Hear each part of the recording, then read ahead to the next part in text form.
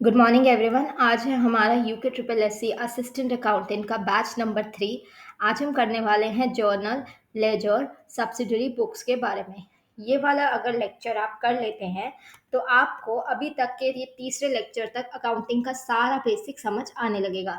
तो ये है हमारी क्लास नंबर 3।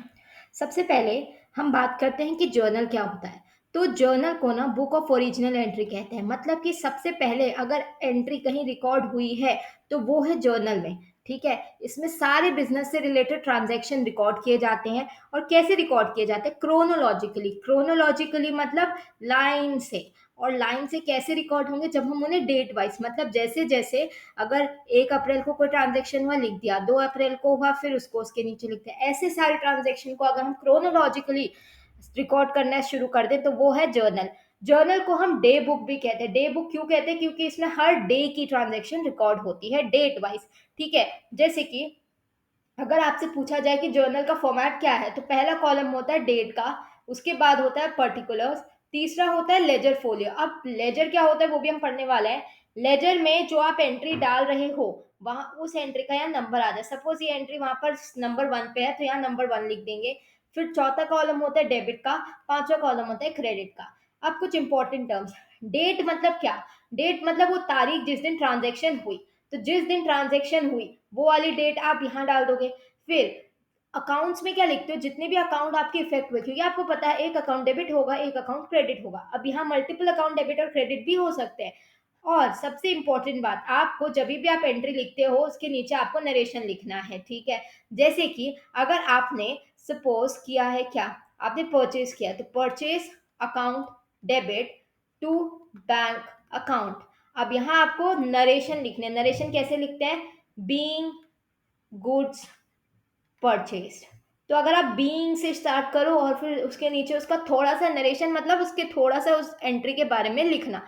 वेरी, अब ये बहुत इंपॉर्टेंट है, एग्जाम में नहीं लिखोगे तो मार्क्स कट जाते हैं। उसके बाद आता है लेजर फोलियो। लेजर फोलियो में रेफरेंस नंबर होता है कि लेजर का जो टेबल है, जो लेजर अकाउंट है उस चीज का, उसमें ये वाली ट्रांजेक्शन कहाँ रिकॉर्ड हुई है या कहाँ पोस्ट हुई है। रिकॉर्ड वर्ड अगर आपसे पूछा जाए कि रिकॉर्ड कहाँ करते हैं तो वो करते हैं जर्नल में। और अगर बात आई पोस्टिंग की तो फिर वो होता है लेजर में, ये आप याद रखना।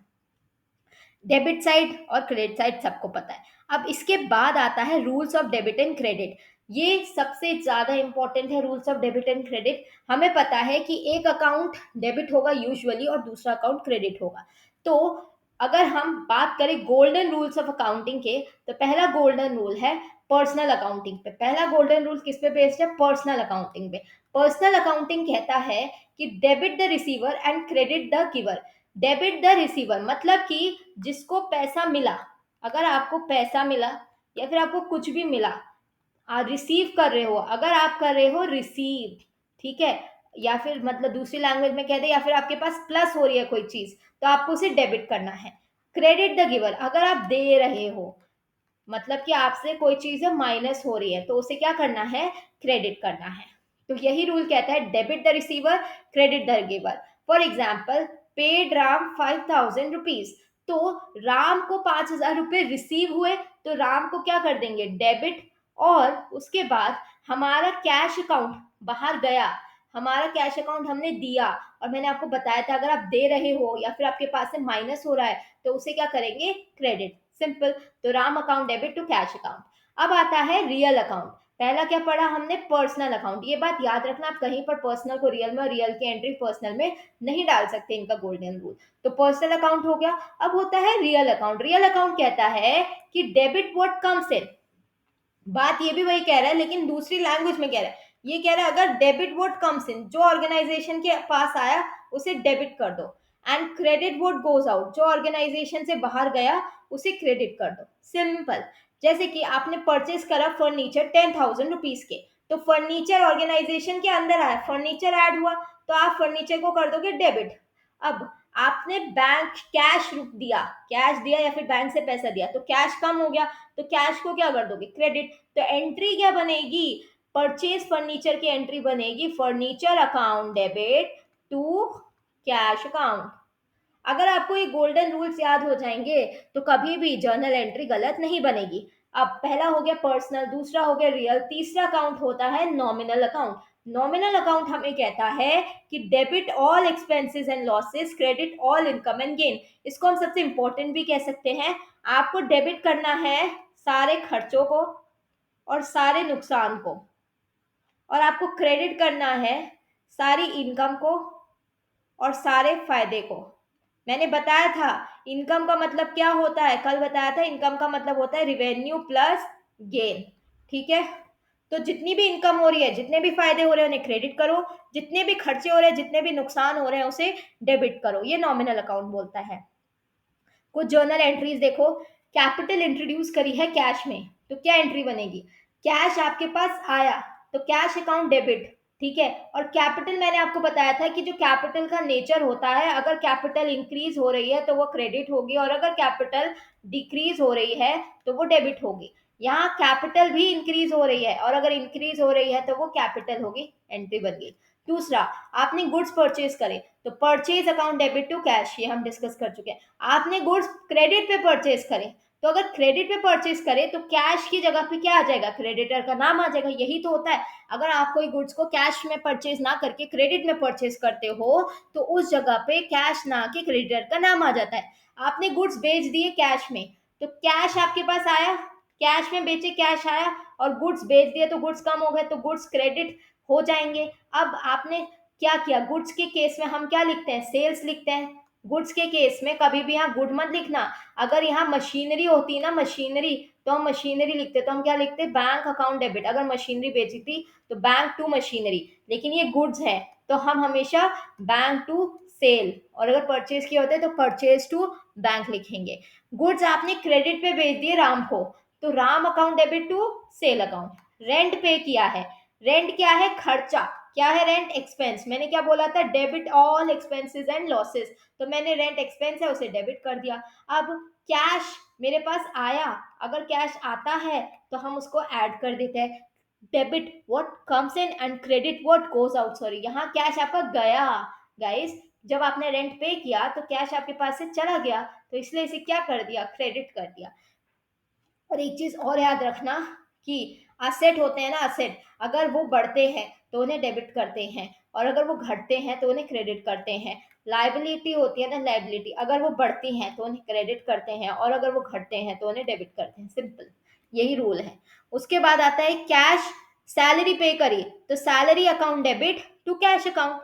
आपने रिसीव करा डेटर से, आपको पैसा मिल गया डेटर से, तो अब डेटर जो था एसेट था। अब अगर डेटर से पैसा मिल गया तो अब डेटर कम हो गया, अगर एसेट कम हो गया, अगर एसेट कम हो गया तो क्या करेंगे? क्रेडिट, क्रेडिट ही तो किया है। और कैश अब हमारे पास रिसीव हो रहा है, debit what comes in, debit the receiver, तो कैश रिसीव हो रहा है तो कैश को डेबिट कर दिया। Cash paid to creditor. अब देखो, क्रेडिटर था, लाइबिलिटी थी, हमने उसको पे कर दिया तो लाइबिलिटी खत्म हो गई। मैंने क्या बोला था? अगर लाइबिलिटी कम हो जाती है तो उसको करते हैं डेबिट, तो क्रेडिटर को कर दिया डेबिट। और कैश पे किया तो कैश भी कम हो रहा है तो कैश को कर दिया क्रेडिट। ठीक है, उसके बाद गुड्स रिटर्न्ड टू सप्लायर। आपने कुछ गुड्स थे वो सप्लायर को वापस कर दिए, मतलब कि क्या हुआ? आपने उससे खरीदे थे, आपने पहले एंट्री पास करी थी purchase account debit to supplier account, लेकिन अब अगर क्या पता डिफेक्टेड हो तो आपने उसको रिटर्न कर दिया, तो रिटर्न कर दिया तो इसकी उल्टी एंट्री हो जाएगी। लेकिन परचेज अकाउंट को क्रेडिट नहीं करते, उसकी जगह लिखते हैं परचेज रिटर्न अकाउंट। ऑलराइट, उसके बाद गुड्स रिटर्न्ड बाय कस्टमर। अब हमने जब ये एंट्री पास करी, ये कस्टमर की बुक में ये एंट्री पास हुई, जो सेलर है उसकी बुक में क्या एंट्री पास होगी? सेलर की बुक में एंट्री होगी। उसने पहले क्या लिखा होगा? उसने लिखा होगा customer account debit to sales. अब उसके पास वो गुड वापस आ गए तो वो क्या लिखेगा? सेल को डेबिट नहीं करता, वो लिखता है sales return account debit to customer account. Simple. Depreciation charge किया। मैंने आपको बोला था कि जब आप डेप्रिसिएशन करते हो तो एसेट की वैल्यू कम होती है। अगर एसेट की वैल्यू कम हो रही है तो एसेट को करेंगे क्रेडिट, तो एसेट क्रेडिट हो गया। मैंने आपको ये भी बोला था कि डेप्रिसिएशन आपका एक एक्सपेंस होता है, एंड हमने ये पढ़ा था कि debit all expenses and losses, तो डेप्रिसिएशन को डेबिट करते हैं। आपको समझना है कि कौन सा गोल्डन रूल लग रहा है और आप उसको किस कैटेगरी में डालोगे, इसलिए उस कैटेगरी को समझना इज वेरी इंपॉर्टेंट। उसके बाद आता है बैड डेट। बैड डेट जो हुए, बैड डेट आपके लिए एक नुकसान है। ठीक है, आपको क्या हुआ कि बैड डेट हो गए, तो अब आपका जो एसेट है ना वो कम हो गया। अगर एसेट कम हो जाता है तो उसे क्रेडिट करते हैं। और मैंने बोला था कि बैड डेट क्या है, एक्सपेंसेस है। Debit all expenses and losses, तो डेबिट हुआ तो उसे, एक्सपेंस हुआ तो उसे डेबिट कर दिया। कंपाउंड जर्नल एंट्री क्या होती है? कंपाउंड मतलब जब एक से ज्यादा अकाउंट हिट करते हैं किसी जर्नल एंट्री में, उसे कहते हैं कंपाउंड जर्नल एंट्री। जैसे कि आपने सैलरी पे करी 10,000 और रेंट पे किया 5,000, तो इसमें 3 अकाउंट हिट हुए, सैलरी का, रेंट का और कैश का अकाउंट। तो आप एंट्री क्या बनाओगे? सैलरी एक एक्सपेंस है, डेबिट कर दिया। रेंट एक एक्सपेंस है, डेबिट कर दिया। कैश दिया तो कैश हो गया कम, असेट हो गया कम, तो उसे क्या कर दिया? क्रेडिट कर दिया। लेजर क्या होता है? लेजर को बोलते हैं प्रिंसिपल बुक। लेजर को क्या बोलते हैं? प्रिंसिपल बुक, जिसमें सारे ट्रांजैक्शन किसी पर्टिकुलर अकाउंट के कलेक्ट किए जाते हैं एक जगह पे। तो लेजर अगर आप बना देते हो ना, तो जितनी भी एंट्री उसने हुई, जैसे कि अगर आपने सपोज राम का लेजर बना दिया, तो राम ने जितने सेल करी, राम ने जितनी परचेज करी, राम ने जितने सेल्स रिटर्न करे, जितने राम ने परचेज रिटर्न करे, जितने राम के बैड डेट थे, जितना राम को इंटरेस्ट मिला, ये सारी चीजें एक जगह पे रिकॉर्ड होने लग जाती है अगर हम लेजर बना देते हैं। इसी वजह से अगर पूछा जाए कि प्रिंसिपल बुक ऑफ अकाउंट्स क्या है, तो वो है ledger. It is called the book of final entry. इसे क्या कहते हैं? इसे एक नाम है इसका प्रिंसिपल बुक, दूसरा नाम है बुक ऑफ फाइनल एंट्री, या फिर तीसरा नाम है प्रिंसिपल बुक्स ऑफ अकाउंट्स। जैसे कि in a transaction involving Ram अकर 20 टाइम्स, तो ये सारे ट्रांजेक्शन जो है राम के लेजर अकाउंट में आ जाएंगे। ठीक है, तो इसके क्या होगा? आप क्या करोगे? सिंपली एक अकाउंट बनाओगे जिसमें आप लिख दोगे राम, उसका लिख दोगे यहाँ डेबिट, उसका लिख दोगे क्रेडिट, उसके दो हेड्स बना दिए। यहाँ पर ये अमाउंट का कॉलम, ये पर्टिकुलर का कॉलम। ठीक है, यहाँ लिखोगे अमाउंट। अब जितनी ट्रांजेक्शन होती जाएगी टू और बाय करके उन्हें आप पोस्ट करते जाओगे। मैंने क्या बोला था? लेजर में हम क्या करते हैं? पोस्ट। और रिकॉर्ड किस में करते हैं? जर्नल में। ठीक है, तो जर्नल और लेजर के बीच में क्या डिफरेंस है? लेजर जो होती है वो फाइनल बुक होती है, या फिर प्रिंसिपल बुक कहते हैं। Journal book of original entry है। जर्नल में क्रोनोलॉजिकल होता है, लेकिन जरूरी नहीं है कि लेजर में भी क्रोनोलॉजी से आए। लेजर में कैसे होता है? अकाउंट वाइज होता है। जर्नल जो है इनिशियल रिकॉर्डिंग करता है, लेजर क्या है? उसे क्लासिफिकेशन कर देता है कि सारे एक जैसे ट्रांजेक्शन एक जगह पे रख दिए। उसके बाद जर्नल में नरेशन दी जानी चाहिए, लेकिन लेजर में नरेशन देने की कोई जरूरत नहीं है। और जर्नल में नरेशन नहीं दोगे तो नंबर कट जाएंगे।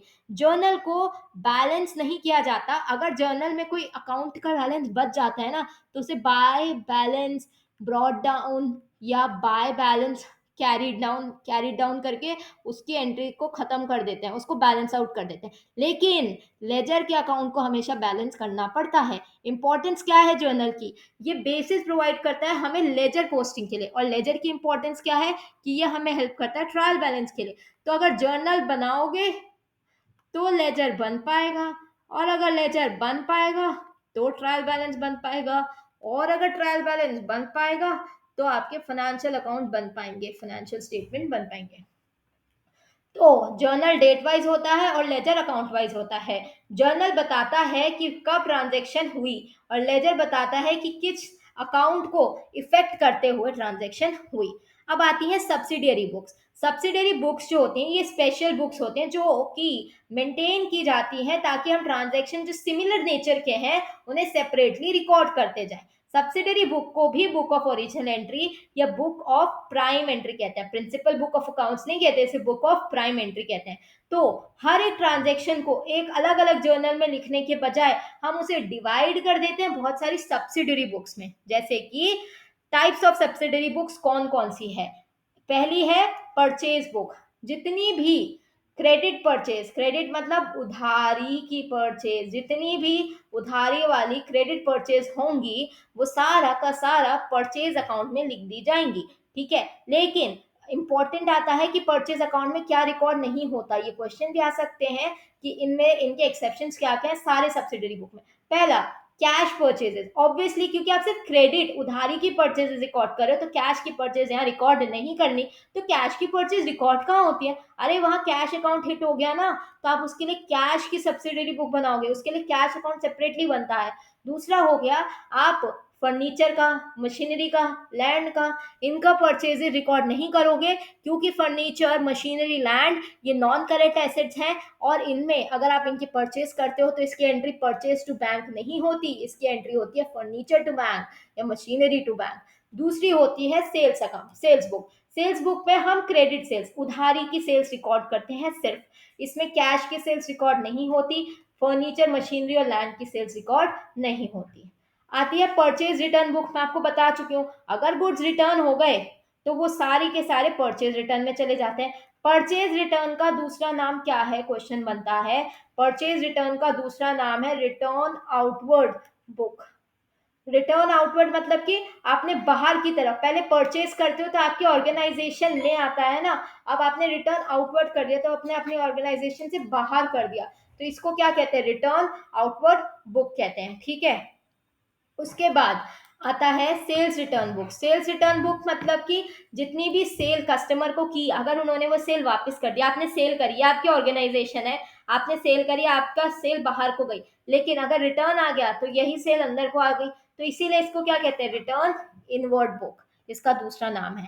कैश बुक क्या होते हैं, कैश बुक में वो सारे ट्रांजेक्शन जिसमें कैश या फिर बैंक रिकॉर्ड है। सी, कैश और बैंक जो है वो सिनोनिम्स है अकाउंटिंग में। अगर बैंक या कैश कोई भी डिफेक्ट होता है तो मोस्टली ट्रांजैक्शन बैंक से किया करो, एंट्री कैश से कम बनाया करो। ठीक है, अब कैश बुक से पूछा जाता है कैश बुक क्या है, तो कैश बुक ना एक सब्सिडरी बुक भी है और पार्ट ऑफ लेजर भी है। क्यों एक पार्ट ऑफ लेजर है, हमने बोला था कि लेजर में हम सारी की सारी ट्रांजैक्शन का क्लासिफिकेशन करते हैं कि उस पर्टिकुलर अकाउंट से जितने भी अकाउंट हिट हुए हैं वो सारी ट्रांजेक्शन हम एक जगह लिख देते हैं। तो कैश अकाउंट भी तो एक तरीके का लेजर है। जब मैं कैश अकाउंट बनाती हूँ तो मैंने, अगर कैश आया, ठीक है, अब कैश आया तो क्या एंट्री है, purchase account debit to cash account, तो कैश के क्रेडिट में क्या लिख देंगे, बाय परचेसेस। सेल किया तो यहाँ क्या लिख देंगे, टू सेल्स। अब ये सारे ट्रांजेक्शन, अब आपको किसी ने पैसा दिया तो टू राम, किसी को पैसा आपने दिया तो टू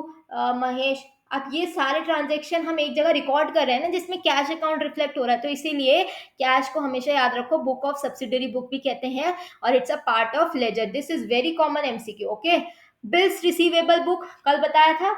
अब क्लास मेरे पास है, मेरे ही वीडियो पे, चैनल पे जाना, एक मैंने फिलहाल ही में एक वीडियो डाली है, उसमें मैंने बिल्स रिसीवेबल और बिल पेबल को बहुत अच्छे से एक एक एंट्री एक्सप्लेन करी है। उसमें अगर वो बिल्कुल डिटेल में भी चला गया ना तो भी मैंने सब कुछ एक्सप्लेन किया है, और दूसरी वीडियो जो छोटी सी है उसमें मैंने क्वेश्चंस भी कराए हैं।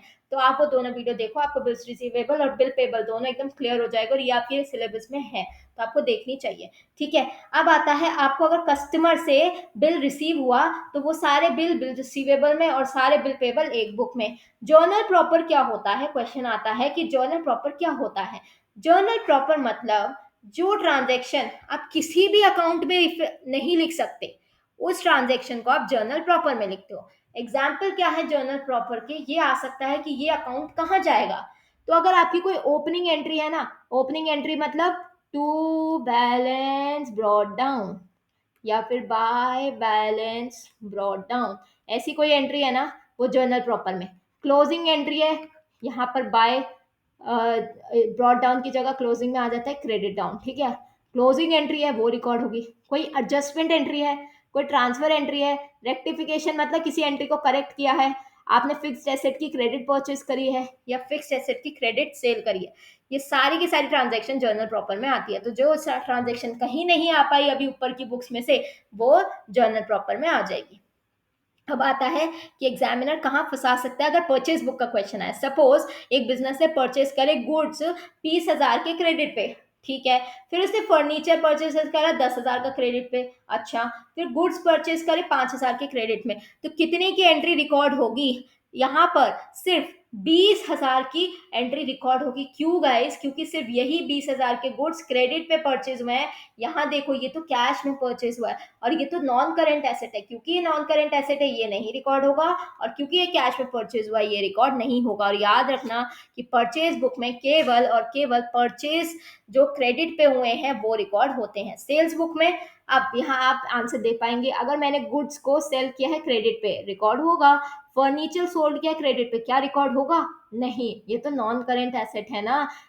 उसके बाद अगर मैंने गुड्स सोल्ड करे कैश में, अरे अरे कैश में किए हैं ना, रिकॉर्ड नहीं होगा, सिर्फ 50,000 रिकॉर्ड होगा सेल्स बुक में। कैश बुक में क्या रिकॉर्ड होगा, कैश बुक में जितने भी कैश की रिसीप्ट आई, मतलब जितना भी कैश प्लस हुआ, जितना भी कैश माइनस हुआ, और जितने भी बैंक से रिलेटेड ट्रांजेक्शन है। अब आता है कि कितने टाइप की कैश बुक होती है, इसकी भी मेरे चैनल पर आपको वीडियो मिलेगी। एक होती है सिंगल कॉलम कैश बुक, और एक होती है डबल कॉलम कैश बुक, एक होती है ट्रिपल कॉलम कैश बुक। जो नॉर्मली एग्जाम्स में आती है वो आती है सिंगल कॉलम या double column cash book. Single column cash book में सिर्फ कैश का कॉलम होता है, ठीक है। डबल कॉलम कैश बुक में कैश और बैंक दोनों का कॉलम होता है, या फिर कैश और डिस्काउंट का, ठीक है। मतलब इसमें दो कॉलम होंगे, एक कैश का होगा और एक बैंक का होगा। इसमें क्या होती है, यूजुअली कॉन्ट्रा एंट्री होती है, जैसे कि एंट्री बोल देगा कैश विड्रॉन फ्रॉम बैंक। अब इसमें क्या हुआ, आपके दोनों अकाउंट हिट हुए, कैश भी और बैंक भी, तो इसमें क्या होगा, कैश विड्रॉ किया है ना, तो कैश के कॉलम में ऐड हो जाएगा और बैंक के कॉलम से लेस हो जाएगा। तो ये जो एंट्री है इसे कहते हैं कॉन्ट्रा एंट्री, इसे डिनोट करते हैं सी से, ठीक है। अब तीसरा होता है ट्रिपल कॉलम कैश बुक या थ्री कॉलम कैश बुक, उसमें कैश बैंक और डिस्काउंट तीनों आता है। कॉन्ट्रा एंट्री क्या होता है, अभी मैंने आपको समझाया कॉन्ट्रा एंट्री क्या होता है, सेम वही है, ठीक है। ट्रायल बैलेंस क्या होता है, ट्रायल बैलेंस एक ऐसा स्टेटमेंट है, क्या है ट्रायल बैलेंस, एक स्टेटमेंट है। क्वेश्चन आता है ट्रायल बैलेंस स्टेटमेंट है कि अकाउंट, ट्रायल बैलेंस स्टेटमेंट है जिसमें सारी डेबिट और क्रेडिट बैलेंस लेजर के लिखे होते हैं। अब पता है क्या होता है गाइस, मैंने जर्नल और लेजर पे भी सेपरेट वीडियो बनाई, इसलिए मैं आपको कह रही हूँ कि चैनल को बार बार विजिट करो, वहां आपको एक एक वीडियो मिलेगी। मैंने जर्नल बनाया, उसके बाद मैंने लेजर बनाया। मैंने बोला कि लेजर को हमेशा बैलेंस आउट करना पड़ता है। सपोज यहाँ लेजर था और उसमें एक बैलेंस आ गया, ठीक है। अब ये बैलेंस सपोज राम का था, तो जब मैं बनाऊंगी ट्रायल बैलेंस, तो उसमें होता है एक डेबिट साइड, एक होती है क्रेडिट साइड, ऐसे बनता है ट्रायल बैलेंस। ये होता है उसका फॉर्मेट, यहाँ होता है पर्टिकुलर्स, ठीक है। तो ये डेबिट साइड है, क्रेडिट साइड। राम क्या है, राम सपोज मेरे लिए एक एसेट के तौर पे था, मेरे लिए डेटर था, ठीक है। और राम का बैलेंस आ गया, कैसा बैलेंस आ गया, क्रेडिट बैलेंस, तो राम का क्रेडिट बैलेंस यहाँ लिख दिया। ऐसे ही लेजर में जितने भी बैलेंसेस होते हैं उसे ट्रायल बैलेंस में लिखते चले जाते हैं। ट्रायल बैलेंस से क्या होता है, ट्रायल बैलेंस से ना अर्थमेटिकल एक्यूरेसी चेक होती है अकाउंट्स की। और ट्रायल बैलेंस का एक रूल है कि आपका टोटल डेबिट आपके टोटल क्रेडिट के इक्वल आना चाहिए। नेक्स्ट जो इसमें होता है वो होता है objective of trial balance. Trial balance के ऑब्जेक्टिव क्या है, तो वो कहता है पहला ऑब्जेक्टिव तो है कि अर्थमेटिकल एक्यूरेसी चेक करना, क्योंकि अगर आपकी डेबिट और आपकी क्रेडिट इक्वल हो गए तो एक चीज तो आपको क्लियर हो गई कि ट्रायल बैलेंस अगर मैच हो रहा है, मतलब अर्थमेटिकल एक्यूरेसी अगर किसी को मैं बताना चाहूँ तो ये मतलब कि आपके डेबिट और क्रेडिट इक्वल है, मतलब कि वो उनकी जो मैथमेटिकल कैलकुलेशन है, क्या है उनकी मैथमेटिकल कैलकुलेशन है, वो एकदम करेक्ट है, ये बताता है अगर डेबिट और क्रेडिट इक्वल हो गए। दूसरा, ट्रायल बैलेंस आपको trading account, PNL account and balance sheet prepare करने में हेल्प करता है। ये क्वेश्चन आते हैं और ये क्वेश्चन हम अभी पढ़ेंगे जब धीरे धीरे आगे जाएंगे, ठीक है।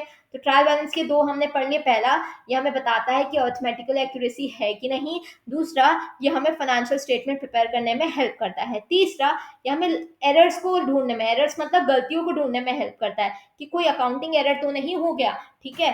चौथा, ट्रायल बैलेंस क्या है, लेजर अकाउंट्स की समरी है। अब हर एक लेजर को बार बार खोल के क्या चल रहा था भाई इसका क्लोजिंग बैलेंस, वो चेक करने से अच्छा है कि आप वो सारे बैलेंसेस को एक जगह लिखो ट्रायल बैलेंस में, और फिर उसी ट्रायल बैलेंस से अपने आगे के प्रोसीजर करो फाइनेंशियल स्टेटमेंट बनाने की। मेथड क्या है ट्रायल बैलेंस को प्रिपेयर करने का, क्वेश्चन आ सकता है कितने मेथड होते हैं, तो तीन मेथड होते हैं, टोटल मेथड, बैलेंस मेथड और टोटल कम बैलेंस मेथड। अब टोटल मेथड क्या होता है ना, टोटल मेथड में आपका जो डेबिट का टोटल और आपका जो क्रेडिट का टोटल होगा उसको आप लेजर में दिखा दोगे, मतलब ट्रायल बैलेंस जब बनाओगे ना तो उसमें सिर्फ अपने डेबिट और क्रेडिट के टोटल्स को दिखाओगे, ठीक है, डेबिट के और क्रेडिट के टोटल को, ये हो गया टोटल बैलेंस।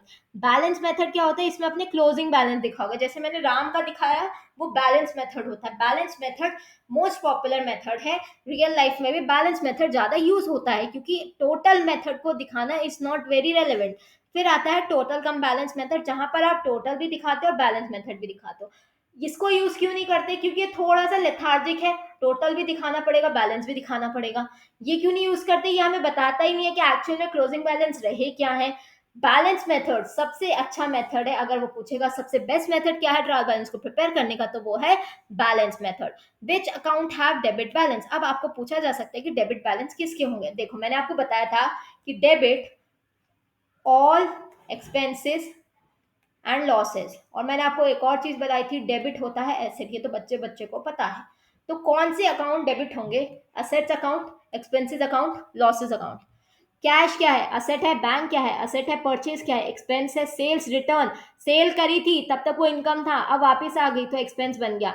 जितने भी एक्सपेंसेस होते हैं, जितने भी एसेट होते हैं, डेटर जिसने आपको पैसा देना है वो आपके लिए एसेट है। ड्राइंग, क्वेश्चन आता है क्या ड्राइंग कैसा अकाउंट है? ड्राइंग जो है वो आपका एसेट अकाउंट है, ठीक है, यहाँ से पॉइंटर बन सकता है। लॉसेस बताया था, लॉसेस डेबिट होते हैं। क्रेडिट बैलेंस किसके होते हैं? क्रेडिट बैलेंस होते हैं आपकी, सबसे पहले तो लाइबिलिटी को, बच्चे बच्चे को पता है। दूसरा मैंने आपको बताया था credit all income and gains. Golden rule याद कर लो, सब कुछ इजी लगने लगेगा। और मैंने आपको एक और चीज बताई थी कि कैपिटल अगर बढ़ती है तो उसका बैलेंस भी क्रेडिट होता है। तो याद रखो, ड्राइंग का बैलेंस होता है, अगर ये ड्राइंग है तो इसका बैलेंस क्या होगा? डेबिट। और अगर कैपिटल है तो इसका बैलेंस क्या होगा? क्रेडिट। ठीक है, इतना समझ आया सबको? चलो इसके भी फटाफट एग्जाम्पल पढ़ लें। सेल इनकम है, क्रेडिट। परचेज रिटर्न हो गया, परचेज किया था, जब तक परचेज किया था एक्सपेंस कर हुआ था। अब जब आप गुड्स अमेजोन से मंगाते हो तब तक ही तो खर्चा, अगर गुड वापस कर दे तो उसका तो रिफंड आ जाएगा ना, तो वो तो कमाई है। Creditor, income, liability, profit. ठीक है, सारे एसेट, एक्सपेंसेस और ड्रॉइंग्स डेबिट कर दो, सारे कैपिटल, लाइबिलिटी, इनकम क्रेडिट कर दो, simple. Errors not disclose by trial balance, question आता है ऐसे कौन से एरर्स हैं जो ट्रायल बैलेंस नहीं दिखा पाता? हमें ये तो पता है कि ट्रायल बैलेंस हमें अरिथमेटिकल, ऐसा ही वर्ड आएगा इसलिए इसको याद कर लो कि ट्रायल बैलेंस है आपकी अरिथमेटिकल एक्यूरेसी तो चेक होती है, लेकिन क्या क्या गलतियां हैं जो ट्रायल बैलेंस कभी बता ही नहीं पाता। तो ट्रायल बैलेंस ना, आपका ट्रायल बैलेंस सिर्फ एक फंडामेंटल कॉन्सेप्ट पे चलता है कि आपका डेबिट बैलेंस और क्रेडिट बैलेंस इक्वल आना चाहिए। लेकिन आपका डेबिट बैलेंस और क्रेडिट बैलेंस इक्वल आ जाएगा तभी भी क्वेश्चन में गलतियां हो सकती है। वो कौन कौन सी गलतियां हैं? पहली गलती है कि पहली गलती को हम कहते हैं एरर ऑफ कंप्लीट ओमिशन। ये एग्जाम में आते हैं, अच्छे से पढ़ो, इसके लिए एक सेपरेट वीडियो है, अगर यहाँ से नहीं समझ आएगा उस वीडियो से देख लो, लेकिन कंप्लीटली पढ़ना। एरर ऑफ कंप्लीट ओमिशन, ऐसे ट्रांजेक्शन जो आपने कंप्लीटली ओमिट ही कर दिया। ओमिट कर दिया मतलब भूल गए, लिखे ही नहीं। अगर आप कोई ट्रांजेक्शन को भूल गए, उन्हें नहीं लिखा, तो ना तो उसका डेबिट है ना तो उसका क्रेडिट है, ये भी जीरो ये भी जीरो। तो ट्रांजेक्शन हुआ, आपने लिखा नहीं, तो ना तो डेबिट हुआ ना तो क्रेडिट हुआ, तो आंसर तो इक्वल आने वाला है ना। दूसरी चीज, जैसे कि क्रेडिट परचेज हुई थी 10,000 रुपए की, ठीक है, वो कहीं रिकॉर्ड ही नहीं हुई। तो अगर क्रेडिट परचेज हुई थी, purchase account debit to Ram था, आपने इसे रिकॉर्ड ही नहीं किया, लेकिन ये परचेज अगर 1 लाख की हुई होगी तो आपका ट्रायल बैलेंस तभी भी मैच कर रहा होगा और ट्रांजेक्शन रिकॉर्ड ही नहीं हुई थी एट द एंड। फिर आता है error of principle. Error of principle कहता है कि जब आपने अकाउंटिंग प्रिंसिपल जो लगाया वो गलत लगाया। इसीलिए मैंने आपको फर्स्ट क्लास में अकाउंटिंग प्रिंसिपल पढ़ाए थे। मैंने आपको बताया था कि अगर आपने फर्नीचर परचेज किया है तो उसे परचेज अकाउंट में डाल दिया, क्या ये सही किया इसने? नहीं। मैं आपको बार बार बता रही हूँ कि अगर फर्नीचर या नॉन करेंट एसेट परचेज किया जाता है तो वही अकाउंट हिट होता है। परचेज अकाउंट तो सिर्फ गुड्स के केस में हिट होता है, ये है गुड्स की एंट्री परचेज करने की। तो अगर फर्नीचर परचेज किया और उसे परचेज अकाउंट में डाल दिया, तो मतलब कि आपको डालना किस में था? फर्नीचर अकाउंट में। डाल किस में दिया? परचेज अकाउंट में। तो क्वेश्चन ये बना कि आपने डाल सही किया, आपने एंट्री तो पास कर दी, डेबिट और क्रेडिट अमाउंट इक्वल भी डाल दिया, लेकिन अमाउंट जो अकाउंट था वो तो करेक्ट हिट नहीं हुआ। तो इसको कहते हैं एरर ऑफ प्रिंसिपल। आपने यहाँ कौन सा प्रिंसिपल का एरर किया? आपने जो खर्चा कैपिटल नेचर का था उसे रेवेन्यू नेचर का दिखा दिया, लेकिन क्योंकि अमाउंट सेम था आपका ट्रायल बैलेंस मैच हो जाएगा। फिर आता है एरर ऑफ कंपेंसेटिंग एरर। इस पे क्वेश्चन भी बन सकता है। कंपेंसेटिंग एरर कहता है कि जब आपने दो या दो से ज्यादा ऐसे ट्रांजेक्शन कर लिए जिसने एक दूसरे के इफेक्ट को कैंसिल कर दिया। कैसे समझो? जैसे कि अगर आपका ट्रायल बैलेंस चल रहा था, ठीक है, ये आपकी डेबिट साइड है, ये आपकी क्रेडिट साइड है ट्रायल बैलेंस की। ओके, अब क्या हुआ कि आपने डेबिट साइड था 2,000 रुपये कम, और आपने एक और डेबिट कर दिया 2,000 ज्यादा से। मतलब पहले क्या हुआ, आपने डेबिट आपको 2,000 करने थे, आपको 4,000 करने थे, ठीक है, तो आपने क्या किया, उसमें गलती से 2,000 ही लिखे। फिर आपने दूसरी एंट्री जब पास करी डेबिट की, तो उसमें आपको डेबिट करने थे 6,000, लेकिन आपने उसमें डेबिट कर दिए 8,000। तो पहले 2,000 कम करे थे, पहले 2,000 कम करे थे, अब 2,000 ज्यादा कर दिए, तो प्लस माइनस कैंसल, दोनों ने एक दूसरे को कंपेंसेट कर दिया। पर क्या ट्रांजैक्शन करेक्टली रिकॉर्ड हुई? नहीं हुई। पर क्या बैलेंस मैच हो जाएगा? हाँ, हो जाएगा। ठीक है। अब उसके बाद आता है क्वेश्चन, नेक्स्ट एरर आता है एरर ऑफ कमीशन। क्या आता है? Error of commission. ये भी आता है एग्जाम में। एरर ऑफ कमीशन कहता क्या है? एरर ऑफ कमीशन कहता है कि आपने करेक्ट अमाउंट पोस्ट किया लेकिन गलत अकाउंट में पोस्ट किया। क्या बोला मैंने? करेक्ट अमाउंट पोस्ट किया, जो आपका अमाउंट था वो सही था, एकदम अमाउंट सही था, लेकिन गलत अकाउंट में पोस्ट किया। जैसे कि अगर आपको अमाउंट रिसीव होना था राम से, आपने उसे रिकॉर्ड तो किया लेकिन शाम के अकाउंट में रिकॉर्ड कर दिया, तो जो अमाउंट है वो तो सही है लेकिन आपका अकाउंट गलत हिट हो गया, तो इसे कहते हैं एरर ऑफ कमीशन। फिर आता है कंप्लीट रिवर्सल ऑफ एंट्री। जैसे कि आपको A account debit to B account करना था, आपने कर दिया B account debit to A account. अब ये दोनों ही 5,000 से एंट्री, ये 5,000 से होनी थी, तो देखो ट्रायल बैलेंस में आखिरी में जाके तो सिर्फ अमाउंट्स दिख रहे हैं ना, कि डेबिट का अमाउंट क्रेडिट के इक्वल है कि नहीं, ये देखना है ना। तो अमाउंट तो सेम ही है यहाँ चारों में, तो एंट्री तो सेम हो जाएगी, मैच हो जाएगा ट्रायल बैलेंस। लेकिन क्या अकाउंट सही बना, एंट्री सही बनी? नहीं, आपने एंट्री गलत बना दी। तो ट्रायल बैलेंस का एरर में कॉस्ट, एरर्स दैट में कॉज ट्रायल बैलेंस डिसएग्रीमेंट, ये आप अच्छे से पढ़ लो कि कौन से एरर की वजह से ट्रायल बैलेंस मैच नहीं होगा। जब आपने एक ही साइड ऑफ ट्रांजैक्शन रिकॉर्ड करी, ठीक है, आपने सिर्फ कैश में रिकॉर्ड किया, किससे कैश आया वो रिकॉर्ड नहीं किया। दूसरा, आपने गलत अमाउंट रिकॉर्ड कर दिया, ठीक है। जैसे कि आपको एक साइड आपने आपने राम टू बैंक, ठीक है, आपने क्या किया, यहाँ 5,000 लिख दिया और यहाँ गलती से 6,000 लिख दिया, तो आपने गलत अमाउंट एक साइड पे रिकॉर्ड कर दिया, ठीक है। नेक्स्ट क्या हो सकता है? आपने इनकरेक्ट एडिशन कर दिया किसी अकाउंट का, आपने टू बैंक के साथ टू रिया और फिर यहाँ लिख दिया, यहाँ लिख दिया परचेजेस, ठीक है। तो यहाँ आपने लिख दिया 2K और यहाँ आपने लिख दिया 1K, आपने गलत गलत अकाउंट ऐड कर दिए, ठीक है। उसके बाद आपने इनकरेक्ट बैलेंसिंग कर दी अकाउंट की, आपने डेबिट को क्रेडिट लिख दिया, आपने बैलेंस यहाँ पर तक तो बैलेंस जो था बाय बैलेंस क्रेडिट डाउन, अगर ये कोई था आपका अकाउंट यहाँ तक वो 5K था, लेकिन जब आपको वहां ट्रायल लेजर में ले जाना था तो आपने उसको यहाँ 6K लिख दिया, तो आपने गलती लिख दी ना, गलत अकाउंट लिख दिया, होती है, कॉमन मिस्टेक्स है, ठीक है। उसके बाद आपने टोटल गलत कर दिया, तो ये कुछ गलतियां हैं जिसकी वजह से ट्रायल बैलेंस मैच नहीं करेगा। अब अगर हमें बुक्स ऑफ अकाउंट का लास्ट रिविजन करना पड़े तो हम कैसे करेंगे? सी, पहला, rules of debit and credit क्या होते हैं? Debit the receiver, credit the giver, debit what comes in, credit what goes out, debit all expenses and losses, credit all incomes and gains. ये आ जाएंगे तो आपको जर्नल एंट्री आ जाएंगे। आपको पता होना चाहिए परचेज और सेल्स बुक क्या होते हैं, आपको परचेज और रिटर्न और सेल्स रिटर्न बुक पता होना चाहिए। कैश बुक क्या होता है, 3 टाइप की कैश बुक कौन सी होती हैं, लेजर पोस्टिंग कैसे करते हैं, ट्रायल बैलेंस क्या होता है, कैसे एरर्स की वजह से ट्रायल बैलेंस मैच नहीं करेगा। फिर आपको पढ़ना है कि कितने टाइप के सब्सिडरी बुक होते हैं, purchase book, sales book, purchase return book, sales return book, BR book, BP book. फिर आपको कॉन्ट्रा एंट्री के बारे में बताया मैंने। फिर मैंने आपको बताया कि ट्रायल बैलेंस के मेथड कितने होते हैं, 3 मेथड होते हैं, बैलेंस मेथड और balance and total method and total method. फिर आता है कि जर्नल और लेजर के बीच में क्या डिफरेंस होता है, कितने टाइप की कैश बुक होती है। तो आज हम क्विक रिवीजन करते हैं एक बार इसका। जर्नल क्या है? जर्नल ओरिजिनल एंट्री की बुक है। लेजर क्या है? लेजर प्रिंसिपल बुक है। जर्नल में कैसी ट्रांजेक्शन रिकॉर्ड होते हैं? क्रोनोलॉजिकल, मतलब डेट वाइज। लेजर में अकाउंट वाइज। परचेज बुक हुई है तो सिर्फ क्रेडिट परचेजेस रिकॉर्ड होंगी, सेल है तो सिर्फ क्रेडिट सेल रिकॉर्ड होंगी, वो भी किसकी? गुड्स की। परचेज रिटर्न है तो जो रिटर्न, परचेज रिटर्न का दूसरा नाम क्या बताया था? Return outward. सेल्स रिटर्न का दूसरा नाम रिटर्न इनवर्ड, ठीक है। यहाँ क्रोनोलॉजिकल का क्या मतलब है? क्रोनोलॉजिकल का मतलब है डेट वाइज, ठीक है। अब नेक्स्ट उसने बोला कैश और बैंक बैलेंस। कैश में कैसे ट्रांजेक्शन रिकॉर्ड होता है? कैश के भी, बैंक के भी। ट्रायल बैलेंस का मतलब डेबिट और क्रेडिट क्या होना चाहिए? इक्वल होना चाहिए। उसके बाद कैश का कैसा बैलेंस होता है? Debit balance. कैपिटल का कैसा बैलेंस होता है? Credit balance. एक्सपेंस का कैसा होता है? डेबिट। इनकम का कैसा होता है? क्रेडिट। एसेट का कैसा होता है? डेबिट। और लाइबिलिटी का कैसा होता है? क्रेडिट। अब पढ़ते हैं एमसीक्यू, ठीक है। जर्नल को क्या कहते हैं? जर्नल को बुक ऑफ ओरिजिनल एंट्री के नाम से भी जाना जाता है। प्रिंसिपल बुक नहीं कहा जाता, बुक ऑफ फाइनल एंट्री नहीं कहा जाता, मेमोरेंडम बुक नहीं कहा जाता। इसे तो प्रिंसिपल बुक कैसे किसको कहते हैं? लेजर को कहते हैं, ठीक है। उसके बाद लेजर को क्या कहते हैं? लेजर को प्रिंसिपल बुक कहते हैं। लो, आंसर ही बन गया। Which account is debited when cash is received from Ram, जब ऐसी एंट्री आए, और ऐसी आएंगी ही, अगर जर्नल एंट्री से क्वेश्चन आया तो पूछेगा, इतनी इजी नहीं आएगी लेकिन एंट्री ऐसे ही क्वेश्चन बनेगा कि कौन सा अकाउंट डेबिट किया जब आपको राम से पैसा मिला।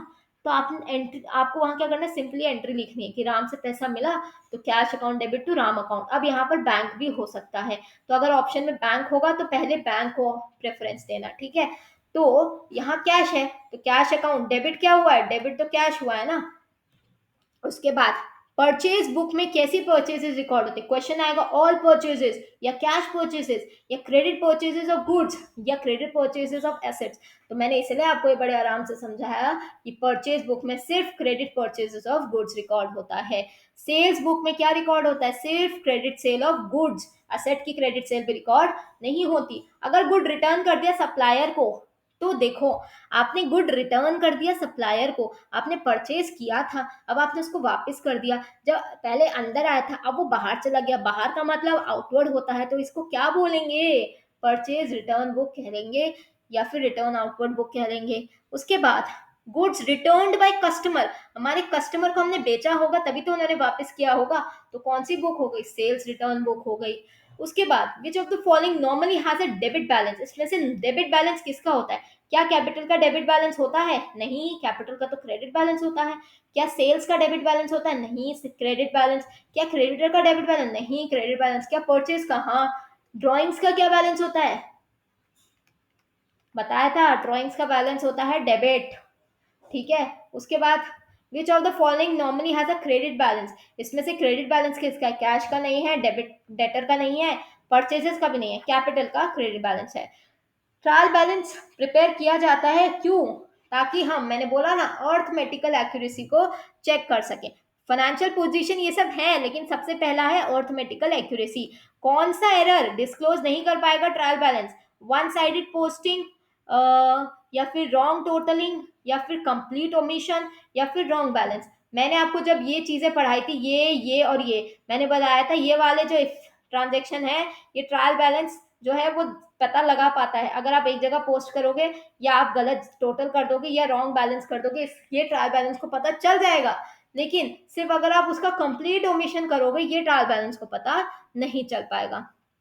कैश डिपॉजिट किया है बैंक में, तो बैंक बढ़ गया तो bank account debit, to cash घट गया तो कैश अकाउंट क्रेडिट। अब इसमें इसको क्या बोलते हैं, इसको बोलते हैं कॉन्ट्रा एंट्री। क्या बोलते हैं, कॉन्ट्रा एंट्री, जहां कैश और बैंक दोनों इफेक्ट हों। कैश बुक को book of only a journal, cash book क्या सिर्फ जर्नल है, लेजर है, बोथ जर्नल एंड लेजर है, या कुछ नहीं है। तो आप याद रखना, कैश बुक हमने बताया था कि कैश बुक जर्नल और लेजर दोनों है, ये सब्सिडरी बुक भी है और ये कैश बुक भी है, ठीक है। उसके बाद फर्नीचर परचेज क्रेडिट पे किया गया, तो इसे कहाँ रिकॉर्ड करोगे, इसे आप रिकॉर्ड करोगे जर्नल प्रॉपर में। आपने फर्नीचर फर्नीचर परचेज किया क्रेडिट में, मैंने ये एंट्रीज भी आपको बताई थी कि जर्नल प्रॉपर में कौन कौन सी एंट्रीज आती हैं, तो वहां पढ़ो जाके कि वहां पर जर्नल प्रॉपर में अगर आपने फर्नीचर क्रेडिट पे परचेज किया है तो वो एंट्री आती है। अब नॉमिनल अकाउंट का रूल क्या कहता है, इन्हें कहते हैं गोल्डन रूल्स, जो मैंने आपको पढ़ाए थे 3 अकाउंट। अब नॉमिनल अकाउंट का रूल क्या कहता है, नॉमिनल कहता है debit all expenses and losses, credit all income and gains, यही हमने कर दिया।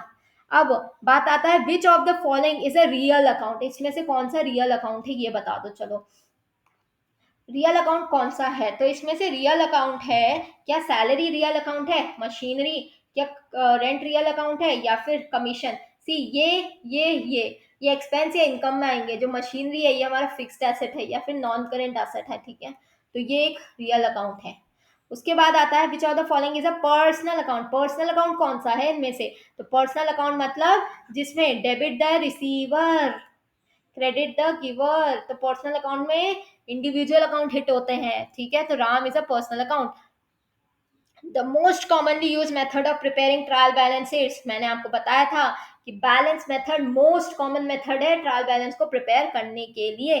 The error in which transaction is completely omitted, transaction को आपने पूरा ही ओमिट कर दिया मतलब भूल गए, तो अगर ट्रांजेक्शन को पूरा ही भूल गए तो उसे कहते हैं एरर ऑफ ओमिशन। परचेज करी है मशीनरी, तो परचेज ऑफ मशीनरी कैसा खर्चा है, ये तो कल के लेक्चर से भी समझ आ जाएगा, ये कैपिटल का खर्चा है। अब कुछ पॉसिबल न्यूमेरिकल्स या प्रैक्टिकल क्वेश्चन बन सकते हैं जो कि मैं यहाँ लाई हूँ, इनका आप ले लो स्क्रीनशॉट। पहला है ये, इनके आपको क्या करनी है, इनकी आपको जर्नल एंट्री पास करनी है, वेरी सिंपल। फिर ये इस दूसरे क्वेश्चन में आपको आइडेंटिफाई करनी है सब्सिडरी बुक, ठीक है, कि कौन सी ट्रांजैक्शन कहाँ रिकॉर्ड होगी। और ये शायद आंसर भी दे दिया है इसमें। क्रेडिट सेल ऑफ गुड्स है तो किस में रिकॉर्ड होगी, सेल्स बुक में। क्रेडिट परचेज ऑफ गुड्स है तो कहाँ रिकॉर्ड होगी, हाँ ये देखो ये सही है, ये वाला भी सही है। Goods return to supplier, goods return कर दिए सप्लायर को, परचेज रिटर्न, ये सारे आंसर्स एकदम करेक्ट है, इसे रिवाइज कर लेना यहाँ से। उसके बाद ट्रायल बैलेंस क्लासिफिकेशन, इसमें आपको डेबिट या क्रेडिट बैलेंस बताने की कौन सा किस बैलेंस में जाएगा। तो चलो पढ़ते हैं। डेबिट में जाएगा कैश का, परचेज का, रेंट का, सैलरी का, डेटर का, ड्राइंग का, मशीनरी का। क्रेडिट में जाएगा कैपिटल का, सेल्स का, क्रेडिटर का, कमीशन रिसीव का, लोन का। अगर समझ ना आए कि डेबिट या क्रेडिट क्यों हुआ या क्यों हम उसे इस अकाउंट में डाल रहे हैं तो आप मुझे कमेंट में पूछ सकते हैं। अब आते हैं हाई प्रोबेबिलिटी कॉन्सेप्चुअल क्वेश्चन। 2 से 5 मार्क्स के क्वेश्चन होते हैं, इसमें से क्वेश्चन बनेंगे। ऑब्वियसली एमसीक्यू है लेकिन इनके अंदर से क्वेश्चन बन सकते हैं, थ्योरी पढ़ लो, इनके स्क्रीनशॉट ले लो। और प्लीज लेट मी नो अगर आपको यही पीडीएफ, ये जो वर्ड फाइल है ये चाहिए फॉर योर रिवीजन तो I can send you as well. 10 things to memorise before giving exam. Journal क्या है, ओरिजिनल एंट्री की बुक है। लेजर को प्रिंसिपल बुक कहते हैं। जर्नल क्रोनोलॉजिकल ऑर्डर में होता है, लेजर अकाउंट वाइज होता है। परचेज बुक में credit purchase of goods record होता है। सेल्स बुक में credit sale of goods record होता है। कैश बुक में both journal and ledger record होते हैं।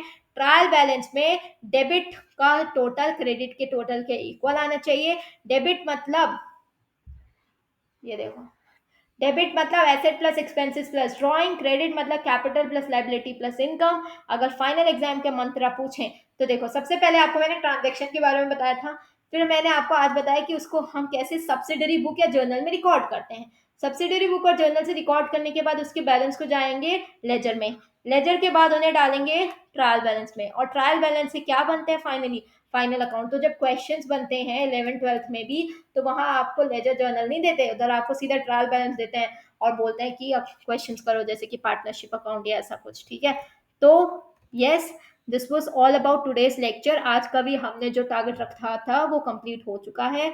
अब कोई भी डाउट हो तो कमेंट सेक्शन में पूछेगा। हमने एमसीक्यू करे थे, कल की वीडियो थोड़ी सी कैंसिल हो गई थी इसलिए उस वीडियो में एमसीक्यू नहीं आ पाए, पर आज हमने एमसीक्यू भी कर ली, रिवीजन भी कर लिया, और अब हम रोज ऐसे ही प्रैक्टिस करने वाले हैं। चलिए पढ़ते रहिए, कल मिलते हैं अगली वीडियो के साथ।